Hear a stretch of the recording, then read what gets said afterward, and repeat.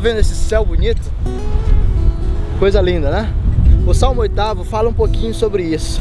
Versículo 1 e versículo 2, ele fala da verdade de que essa natureza e esse negócio que está sendo apresentado aí pra gente mostra a majestade e a beleza de Deus. Você já parou para olhar e pensou sobre como a gente é tão pequeno diante disso tudo? A ideia do Salmo é dizer que a glória de Deus e a presença de Deus se manifesta de uma forma tão intensa, tão forte, que não existe possibilidade da gente permanecer intacto, da gente permanecer inconsciente da presença do Senhor que se revela todos os dias nas obras da sua criação.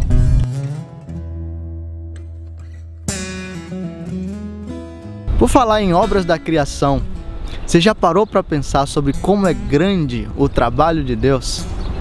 Já parou para pensar um pouquinho sobre o céu majestoso, sobre as árvores imensas que estão perto de você, sobre as nuvens que não podem ser mensuradas, sobre o tamanho do mar?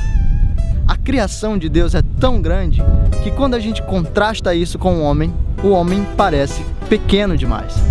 O problema é que tem muita gente aí tentando elevar o homem acima do que ele realmente é. O pessoal tenta abordar o homem a partir do consumismo, literatura de autoestima, enfim. Os caras estão usando tanta coisa estranha para fazer você pensar que você é melhor do que realmente é. Mas será que isso resolve o problema do homem? Será que passar algumas horas se embelezando ou fazendo uma maquiagem diferente vai transformar você em alguém melhor? Ao mesmo tempo, o fato de você não ser tão grande assim significa que você não possui nenhum valor?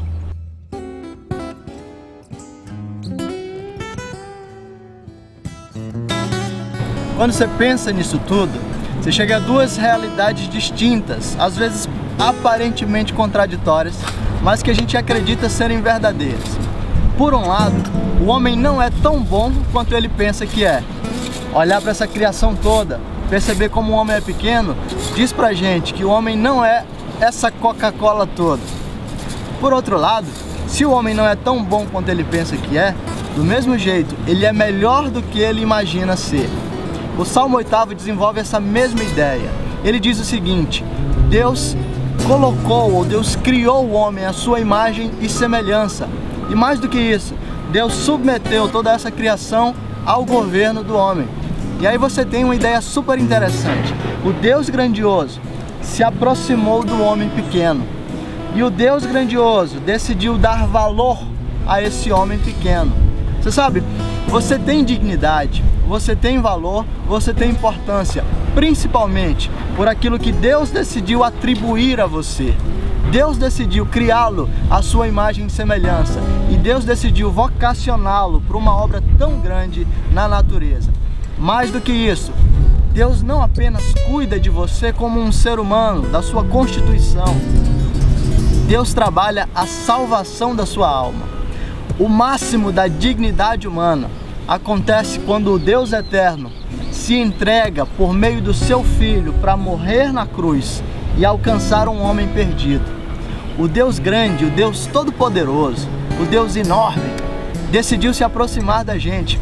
Ele decidiu enviar o seu próprio Filho para levar os nossos pecados na cruz, para tomar sobre si a nossa culpa e para colocar sobre nós a sua justiça, para que a gente tivesse paz com Deus, para que a gente tivesse redenção eterna, para que a gente tivesse uma vida plena, uma vida abundante.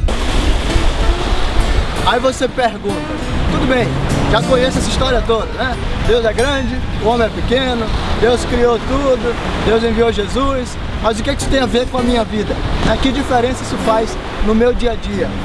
Bom, o que a gente quer dizer para você é que Deus está perto de você. Essa coisa toda que a gente apresenta aqui sobre evangelho, criação e tal, significa que no dia a dia Deus se relaciona com pessoas comuns, como eu, como você, como seu amigo, como qualquer pessoa que você conhece.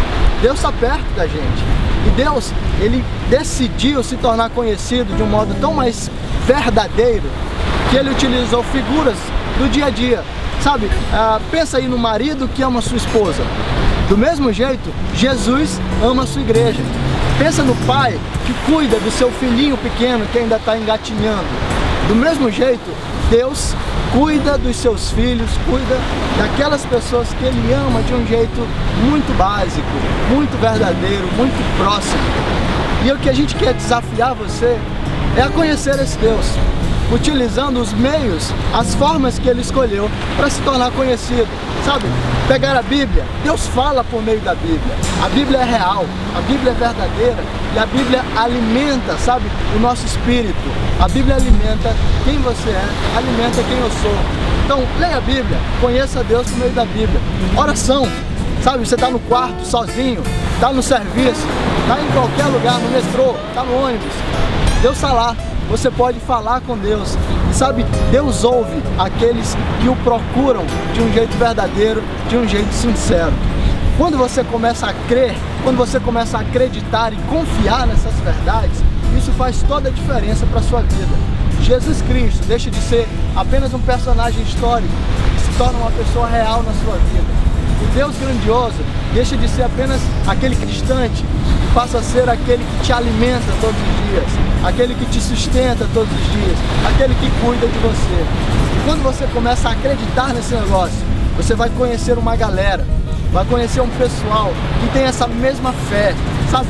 Essa mesma visão, esse mesmo jeito de viver, o mesmo padrão, o mesmo estilo de vida.